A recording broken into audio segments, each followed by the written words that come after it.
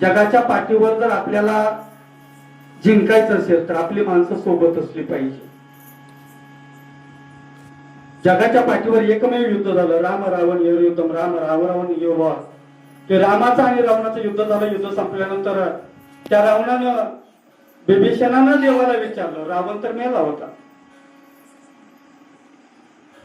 त्या बिभीषणानं रामाला विचारलं की रामा, युद्ध झालं, लंका जिंकली, सगळं झालं, जाऊ दे, पण याचं रहस्य मला सांग. आणि मग त्या रामानं ते रहस्य सांगितलं. थोडे कान उघडे ठेवून ऐका, मी तुमच्यासाठी सांगतो. अगदी 1 मिनिट माझ्या आयुष्यात मला द्या. त्या रामानं सांगितलं, बिभीषणा, तसं पाहिलं तर माझ्यापेक्षा रावण श्रेष्ठ होता बघ.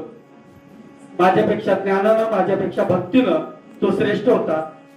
माझ्याकडे काहीच नव्हतं, मी फकीर. 14 वर्ष झालं बायकोला घेऊन वनवासात आलतो. त्या रावणानं बायको पळून नेली, तिला थांबवायचं सामर्थ्य माझ्यात नव्हतं बिभीषणा. पण एक सांगतो, या युद्धामध्ये रावण हरला कारण रावणाचा भाऊ त्याच्या विरोधात होता. मी जिंकलो कारण माझा भाऊ माझ्या सोबत होता. पप्पू महाराज माझ्या पाठीमागे